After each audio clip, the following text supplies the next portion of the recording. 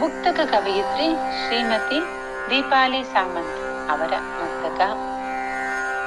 ಅನುಚಣವು ಬದಲಾಗೋ ಸನ್ನಿವೇಶದ ಸಮಯ, ಅನುಚಿತವು ಕೀಳಾಗಿ ಕಾಣುವುದು ಪರರ.